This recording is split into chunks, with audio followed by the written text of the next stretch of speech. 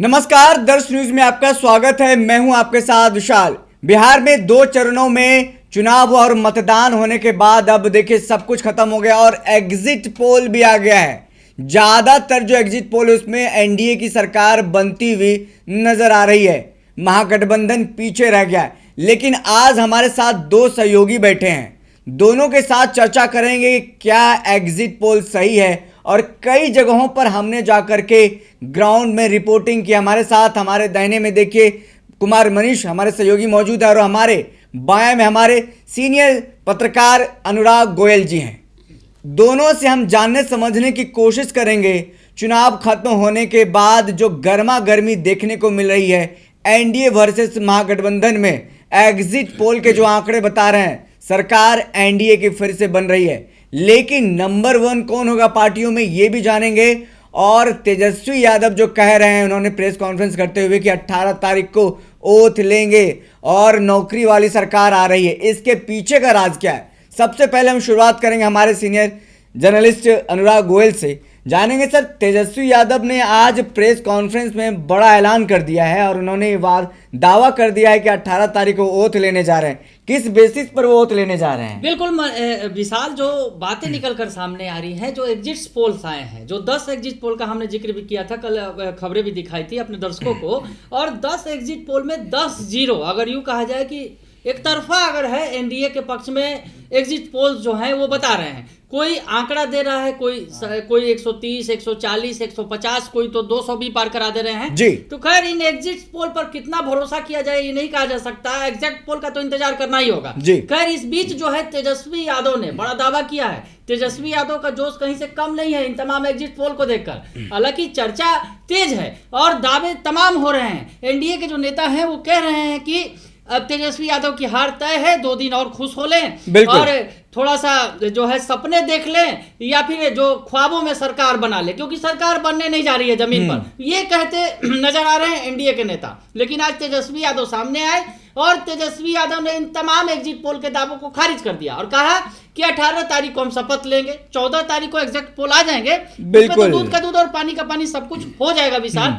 लेकिन बड़ा सवाल यह है कि आखिर ये जो एग्जिट पोल है, एग्जिट पोल आखिर क्या इशारा कर रहे हैं, या फिर जो विपक्ष दावा कर रहा है, या फिर कई सारे एग्जिट पोल ऐसे आए हैं जो कह रहे हैं कहीं ना कहीं तेजस्वी यादव की सरकार भी बनाते नजर आ रहे हैं। लेकिन पलड़ा एग्जिट पोल में अगर भारी दिख रहा है तो एनडीए का दिख रहा है। अब ऐसा क्यों है, इसकी पड़ताल करनी होगी कि आखिर ऐसा एनडीए क्यों कर रहा है। और जो एग्जिट पोल जो तमाम जो एनडीए को आगे बढ़ाते दिखा रहे हैं, इसके पीछे की वजह क्या है। तो ये जो पड़ताल हमने किया था, हमने कई सारे सीटों का एग्जिट पोल दिखाया भी कि किस तरह से जो हमारे संवाददाता गए, जैसे आप और मनीष जो है वो गए थे, आप लोग फील्ड पर जाकर उतर के आपने लोगों से बातचीत भी की और उसके बाद एक नतीजे पर पहुंचे।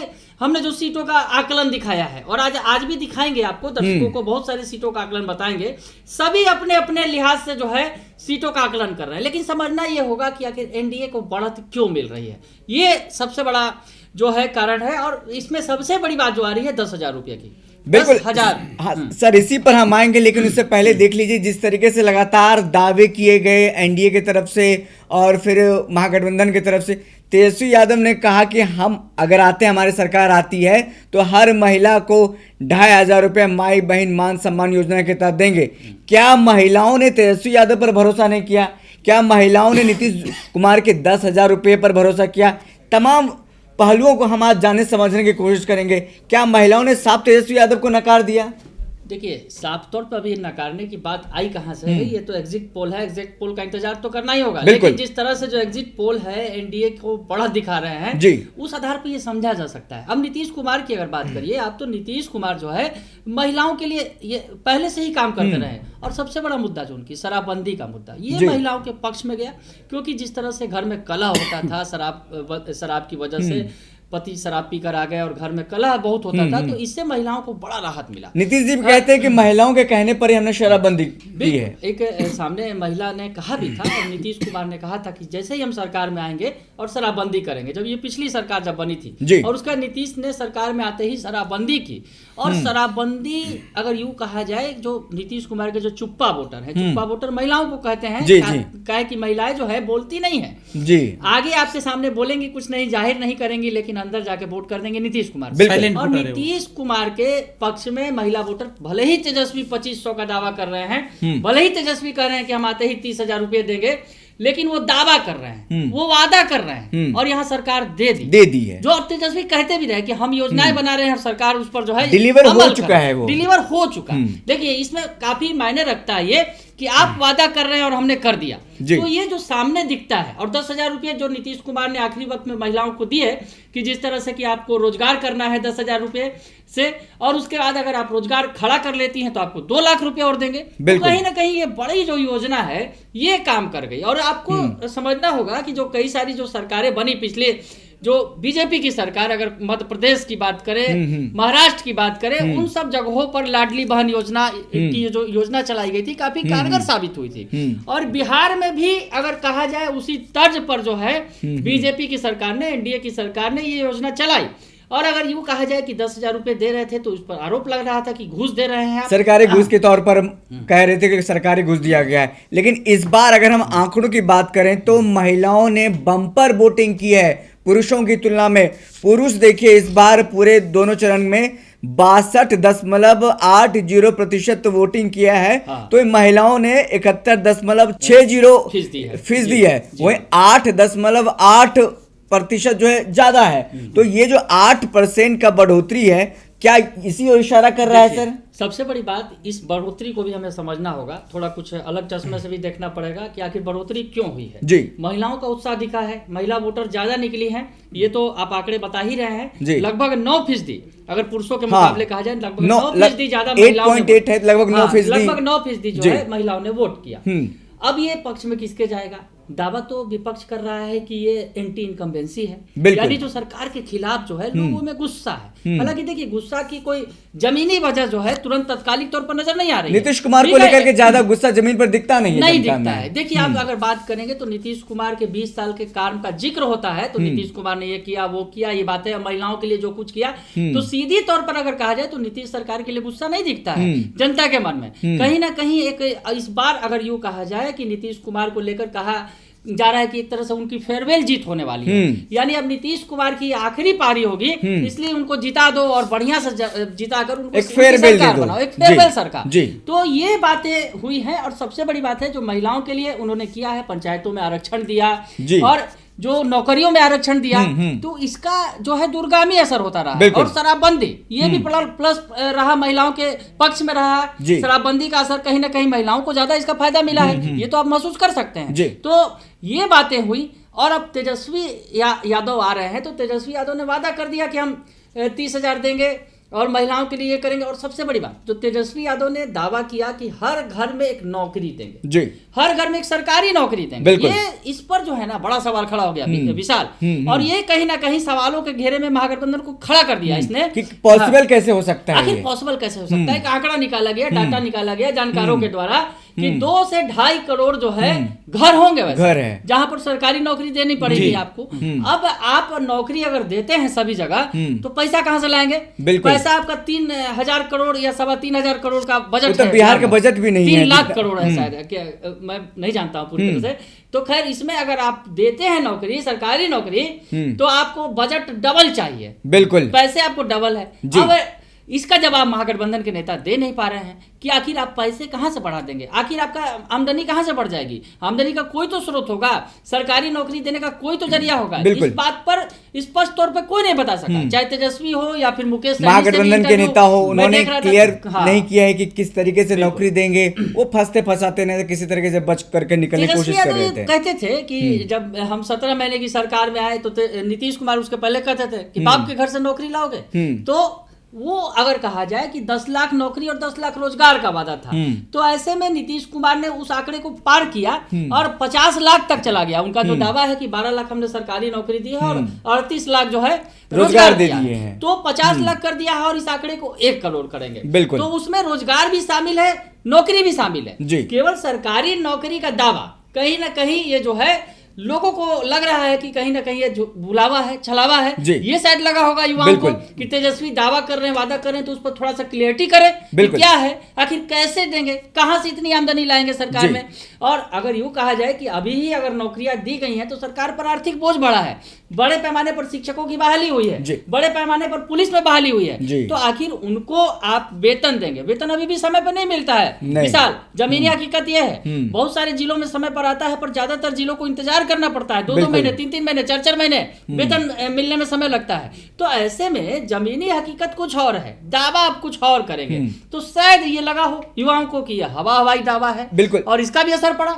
जी देखिए, हम चीड़-फाड़ कर रहे हैं अलग अलग मुद्दों को लेकर के, और जो हम ग्राउंड पर घूम रहे थे, काम कर रहे थे, कहाँ से क्या मुद्दे निकल कर सामने आ रहे थे। हमने महिलाओं को डिकोड कर लिया है कि महिलाओं ने किस तरीके से वोट किया, नीतीश कुमार ने जो महिलाओं के लिए काम किया है वो कितना कारगर साबित हुआ, और जो ये 9% लगभग जो वोटिंग परसेंटेज महिलाओं का बढ़ा है, पुरुषों से ज़्यादा किस ओर गया है, उस पर भी हमने चर्चा किया है। अब हम आगे बढ़ते हैं, युवाओं की ओर आगे बढ़ते हैं। युवा वर्ग सबसे ज़्यादा जो टारगेट करने वाले वो तेजस्वी यादव हैं। तेजस्वी यादव ने कहा था कि हम अगर जीते या हमारी सरकार आती है तो हम युवा वर्ग बनाएंगे, युवा आयोग बनाएंगे, और सरकारी नौकरी जो निकलती है उसमें आपको पैसा, फॉर्म भरने के लिए पैसा नहीं देना पड़ेगा, निःशुल्क, और आने जाने का जो किराया लगता है वो भी सरकार वहन करेगी, यानी सरकार देगी। तो युवाओं पर टारगेट करते हुए तेजस्वी यादव ने कई सारे वादे कर दिए हैं और कहा है कि हर घर के 1 लोगों को नौकरी दी जाएगी, युवाओं को टारगेट करते हुए। तो अगर हम मुद्दों की बात करें, आंकड़ों की बात करें, तो देखिए बिहार में 18 से 29 साल के जो युवा हैं लगभग 2.25 करोड़ हैं। ये 2.25 करोड़ जो युवा हैं जाति धर्म अलग अलग हैं। क्या उन्होंने जाति के बंधन से अलग होकर के तेजस्वी यादव को वोट किया है, या फिर जो परसेप्शन पुराना है एनडीए के खेमे में है? हमारे साथ हमारे सहयोगी मनीष हैं। मनीष जी, आपने देखा, सुना, समझा, युवाओं से मिला, तो आपको क्या लगा? युवाओं का जो रुझान है, युवाओं का जो तरफ नौकरी के इधर था, या फिर जैसा सरकार चल रही है प्रो कैम्पेंसी, मतलब जैसा सरकार वही ठीक है? क्या आपने देखा? देखिए विशाल, आपने अच्छा सवाल किया। इससे पहले हम आपको बता दें कि जमशेदपुर में जिस तरह से माई बहन मान योजना के तरफ से तेजस्वी यादव कहे थे, वादा किए थे कि हम जब मेरी महागठबंधन की सरकार बनेगी तो हम हर घर में हर महिलाओं को 2500 रुपया देने का काम करेंगे। एक लाभ मिल जाना और एक लाभ को देना, दोनों में अंतर है जी। एक जो वर्तमान की सरकार है, हम चलते हैं झारखंड में, चले जाइए, मैया सम्मान योजना, वर्तमान में जेएमएम की वहां सरकार थी, तो जो योजना को लाई धरातल पर, तो सरकार वर्तमान में थी, उसका लाभ जेएमएम को मिला, फिर से वहां पर सरकार बनी। लेकिन यहां पर महागठबंधन की तो सरकार थी नहीं, सरकार अभी भी है नहीं, नतीजा तो अभी 14 तारीख को आएंगे, क्या होगा ये तो देखना होगा। लेकिन जिस तरह से कई एजेंसियों का जो डाटा आया, हम और हमारे सीनियर जो पत्रकार है अनुराग जी, विशाल, लगातार हम लोग अपने चैनल के माध्यम से दिखाने का प्रयास किए कि जितने भी एजेंसियों का डाटा रहा, हर में बढ़त एनडीए के तरफ में रुझान गया है। तो ऐसे में जो युवाओं की रुचि है, देखिए तेजस्वी को दिल में बसाए थे युवा, लेकिन एक लाभ मिलना और एक लाभ मिल गया, दोनों में अंतर है।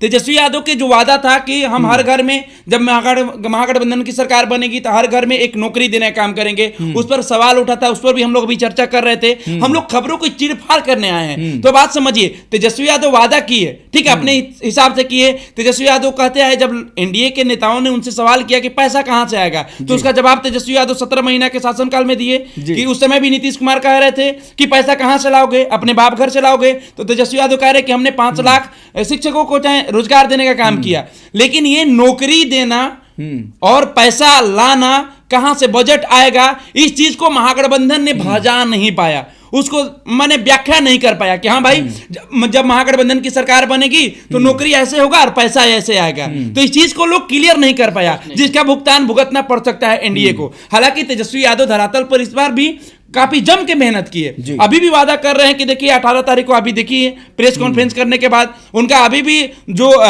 कह लें अंदर से रुतबा जो है वो दिख रहा है कि नहीं, महागठबंधन की सरकार बनने जा रही है, दवाई सिंचाई कमाई की सरकार बनने जा रही है। दावा तो कर रहे हैं, लेकिन 14 तारीख के जो नतीजे आएंगे उसके बाद ये साफ आईने की तरह क्लियर हो जाएगा कि सरकार किसकी बन रही है। एक ने सवाल नीतीश कुमार जी, एक बड़ा मुद्दा इस बीच आ गया था वोट चोरी का, जो यात्रा हुई एसआईआर प्रक्रिया, एसआईआर का जो मुद्दा था उसका भी बड़ा फैक्टर है विशाल, इस पर भी चर्चा जरूरी है, क्योंकि एसआईआर का जो मुद्दा था उसने बड़ा इंपैक्ट डाला इस पर, चुनाव पर। आंकड़े जो बड़े हैं उसमें कहा जा रहा है कि एसआईआर जो किया गया, एसआईआर में बहुत सारे जो फर्जी नाम थे वो कट गए, जो हटा दिया वो गया, कट गए, जो उनको काट दिया गया। तो ऐसे जो फर्जी मतदाता हट गए, जो बेवजह के मतलब जुड़े हुए थे इसमें, तो उस वजह से आंकड़ों पर असर पड़ा, सुधार और हुआ है। सुधार हुआ और आंकड़ा जो है इस बार जबरदस्त है, ऐतिहासिक भी हो गया। 73 साल का रिकॉर्ड टूट गया है इस बार। जी, आजादी के बाद ये पहली बार हुआ है ज्यादा इतना बिहार फीसदी, में- इतनी फीसदी वोट पड़ा। तो ये असर पड़ा, ये SIR का असर। जी। और जो वोट चोरी का मुद्दा था, खास करके राहुल गांधी इसे पुरजोर तरीके से उठा जी। रहे थे। तेजस्वी भी जुड़े हुए थे यात्रा में, जी। 15 दिनों तक यात्रा की उन्होंने। जी। यात्रा का रिस्पांस भी जबरदस्त रहा, लेकिन जो वोट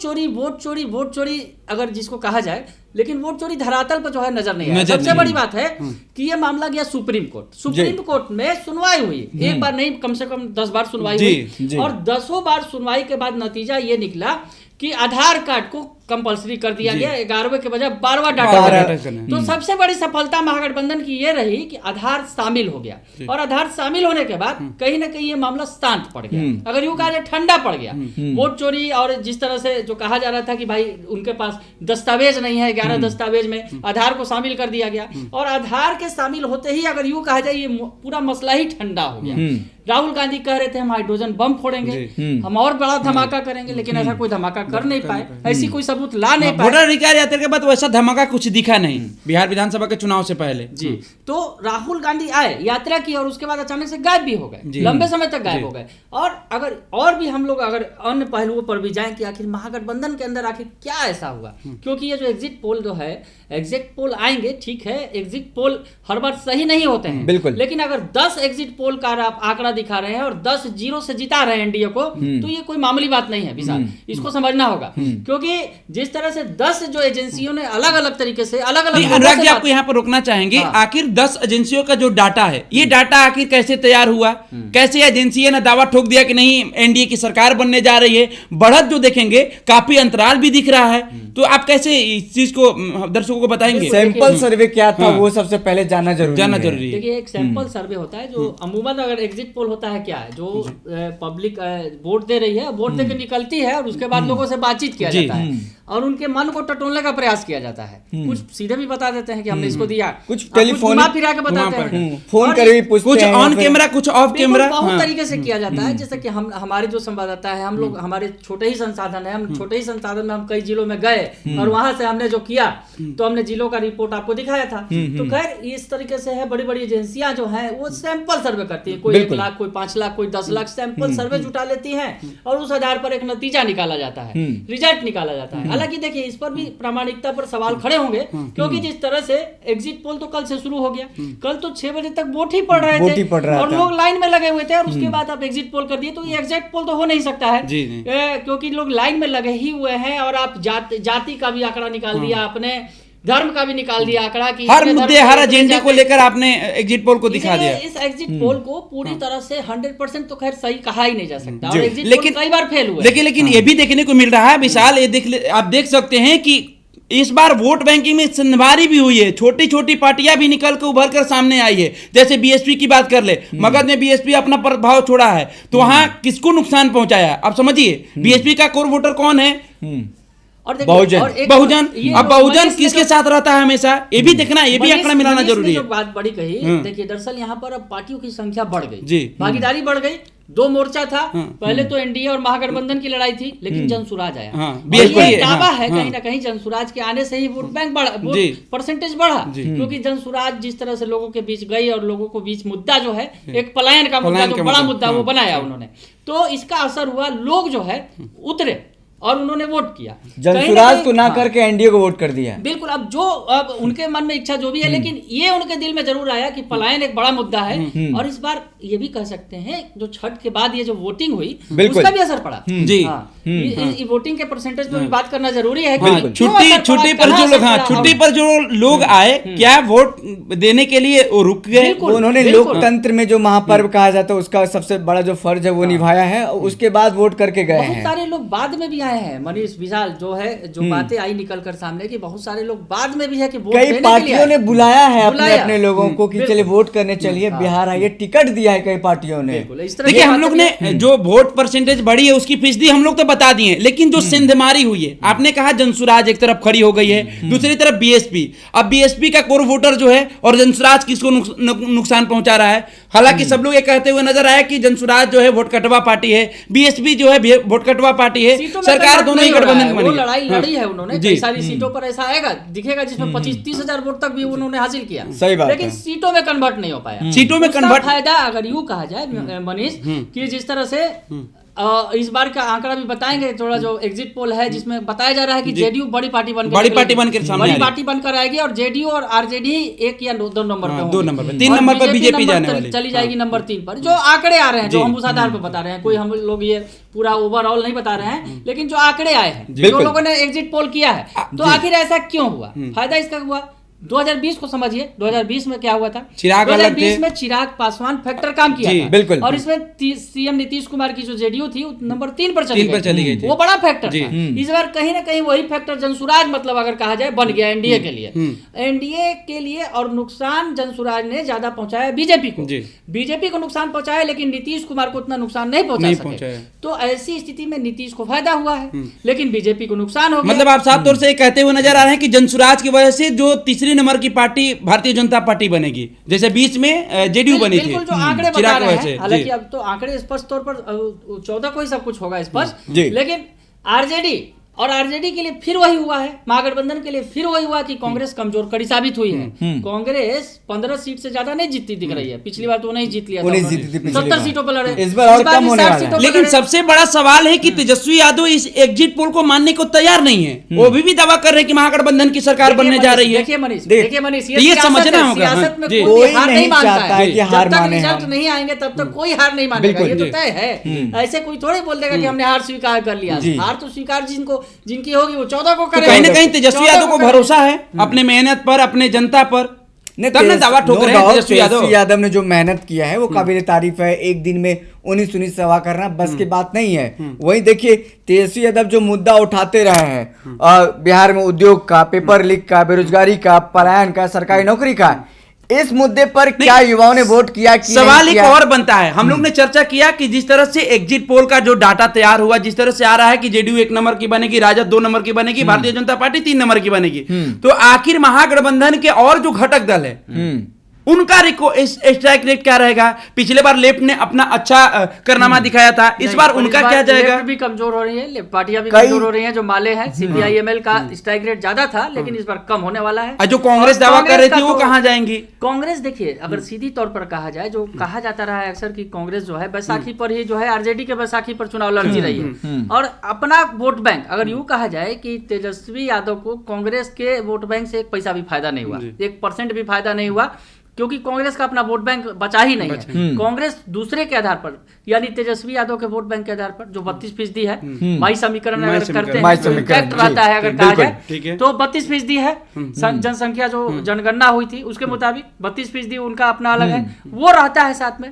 उसमें थोड़ा बहुत छिटकाव हो जाए, थोड़ा भटक जाए। लेकिन आपको बताएं कि जो आंकड़ा आया था पिछली बार एनडीए के पक्ष में जो था, लोकसभा का चुनाव हुआ, 47% तक आंकड़ा चला गया और तेजस्वी यादव 37 से 39% पर चले गए।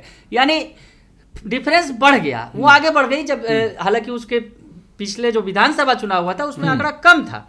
डाटा जो अगर कहा जाए कि बराबरी पर थे करीब एनडीए और महागठबंधन, लेकिन लोकसभा चुनाव में उछाल हुआ और ये डाटा जो है एनडीए के पक्ष में ज्यादा लोकसभा में मुद्दे अलग होते हैं, विधानसभा में मुद्दे अलग होते हैं। विधानसभा में कहा जाता है 12,000 लेकिन जो हम लोग चर्चा कर रहे हैं, आप लोग दावा कर रहे हैं कि जेडीयू 1 नंबर पर डाटा के हिसाब से, ये भी तो हो सकता है कि राजद 1 नंबर पर चली जाए, जेडीयू 2 नंबर पर हो जाए, बीजेपी 3 नंबर पर हो जाए। देखिए, क्योंकि जब फाइनल अभी तो रुझान आया नहीं है, फाइनल तो अभी रिजल्ट सामने आया नहीं है, तो ये भी तो देखने को मिल सकता है। क्योंकि हम लोग खबरों को चीरफाड़ करने आए हैं, तो आप ये भी तो आंकलन कर सकते हैं कि राजद 1 नंबर की पार्टी बन सकती है, भले उनके घटक दल जो है वो कमजोर देखते हुए नजर बड़ा सवाल हो हाँ, जाएगा। सरकार कैसे बनाएंगे, ये महागठबंधन को इतना वोट आते हैं कि नहीं, ये बड़ी बात हो जाएगी। महागठबंधन के तमाम जो घटक दल है हाँ। उनका स्ट्राइक रेट क्या रहता है, वही साबित होंगे। जी। जैसा कि मनीष आप बता रहे हैं कि ठीक है, आरजेडी तो रेस में है ही है, 1 या 2 में तो रेस में रहेंगे ही रहेंगे। टॉप 2 में आना ही है हमको। जैसा सबसे ज्यादा एनडीए को बेनिफिट ये मिला कि बड़े भाई छोटे भाई क्या के रोल में ये दो जो हम पार्टी आप है ना, दोनों से पूछना चाहते हैं, क्या नीतीश कुमार के सेहत को लेकर के जमीन पर वो मैसेज गया है कि नीतीश कुमार अब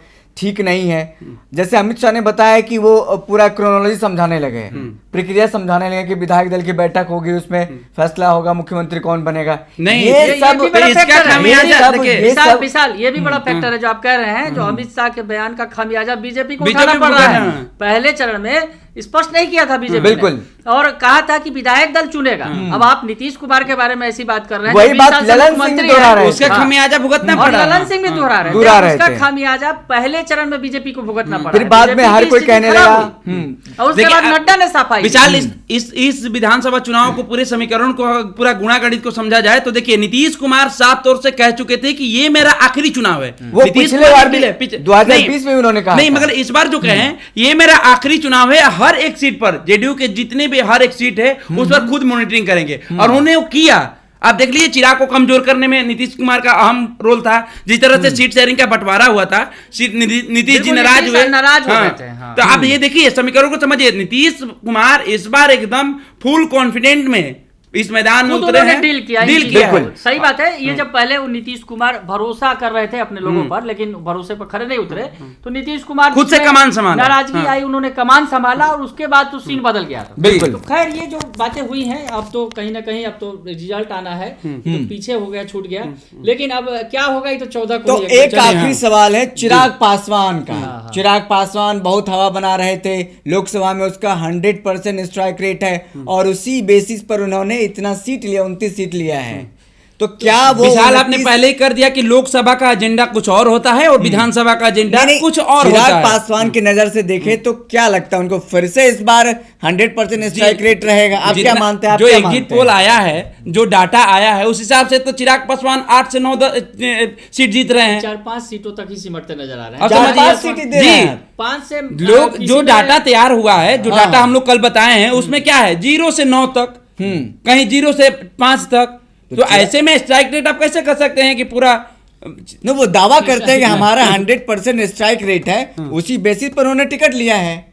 देखिए, चिराग फैक्टर बताएंगे। जो पिछली बार था, चिराग फैक्टर ने नीतीश कुमार का काम बिगाड़ा था। बिल्कुल। लेकिन इस बार जो है, कहीं ना कहीं चिराग पासवान का ही काम बिगड़ गया है, क्योंकि जिस तरह से चिराग इस बार पासवान- नीतीश कुमार ने बिगाड़ दिया है। नीतीश कुमार ने कहीं ना कहीं सीटों के जो शेयरिंग हुई, तो उस समय तो चिराग पासवान कह रहे थे हम अपने मन माफिक सीटें लेंगे, रूठे हुए थे। क्वालिटी वाली सीटें लेंगे, लेकिन अंतिम समय में क्वालिटी वाली सीटें चली गई जेडीयू के पास। नहीं, पहले तो मिला था, लेकिन बाद में फिर उसको बिल्कुल, उलट फेर क्वालिटी किया की गया सीटें था। जो हाँ। थी वो जेडीयू की सीटें जी, थी, हाँ। जिस पर वो दावा कर रहे थे, लेकिन जेडीयू ने छोड़ा नहीं अपना दावा। क्या नीतीश जेडीयू कुमार बनी के रही। वोटरों ने चिराग पासवान से बदला लिया कि नहीं लिया? ये भी एक बड़ा सवाल है। बिल्कुल, ये तो आंकड़े जब आएंगे लास्टली जब पता चलेगा विशाल, लेकिन जी। जो है एग्जिट पोल के हिसाब से- जो जमीनी हकीकत है, कहीं ना कहीं नीतीश कुमार की पार्टी को जिस तरह से साजिश करके छोटा किया गया था, जी। उसका बदला लिया है जनता ने। लिया है। वो भी है, क्योंकि देखिए, दिल में जो हाँ। दर्द है ना, उस चीज को तो जनता नहीं, बयान आप ही लोगों का हाँ। मैं देख रहा था, लोगों से आपने पब्लिक से बातचीत की, तो उसमें कहीं ना कहीं ये नजर आ रहा था कि जो चिराग पासवान ने 2020 में किया था खेल नीतीश कुमार के साथ, बड़ा खेल,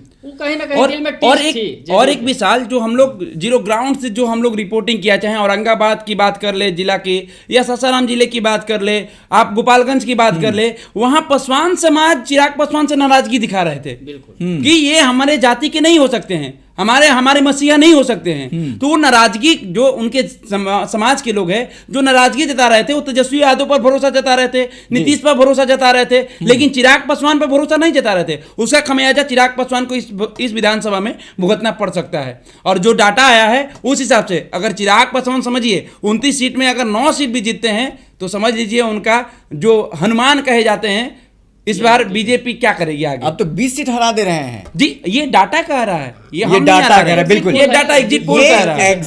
एग्जैक्ट पोल नहीं है, एग्जिट पोल है। एग्जिट पोल है। जो आंकड़े आ रहे हैं, जो अलग अलग पोल सर्वे जो दिखा रहे हैं, उसमें ये तमाम सारी बातें आ रही हैं। तो देखिए, हम तमाम विषयों पर चर्चा कर रहे थे। नीतीश कुमार, महिला, फिर युवा, तेजस्वी यादव का वो वादा, नीतीश कुमार का खटाखट 10,000 रुपया हर महिलाओं को देना। तो अब आखिरी जो परिणाम है चुनाव का, 14 तारीख को सुबह 7 बजे से लगातार हम लोग दिखाते रहेंगे। दर्श न्यूज़ पर देखते रहिएगा, क्योंकि ये सबसे बड़ा दिन होने वाला है। क्या बिहार किस ओर जा रहा है? एंटी इनकम्बेंसी है नीतीश कुमार के खिलाफ, एनडीए सरकार के खिलाफ, ये जनता प्रो कम्बेंसी, मतलब सरकार जो चल रहा है उसी तरीके से चलते रहे, उनके लिए वोट किया है। जो वोट परसेंटेज बढ़े हैं वो क्या इशारा कर रहा है, उस पर भी हमने चर्चा किया है। महिलाओं ने जो निकल कर वोट किया है, घंटों लाइनों में लग करके, कतारों में लग करके वोट किया है, क्या कुछ दर्शाता है, सब पर हमने चर्चा किया। कैसा लगा ये चर्चा, आप हमें कमेंट बॉक्स में कमेंट करके बता सकते हैं। देखते हैं दर्श न्यूज़। बहुत बहुत शुक्रिया।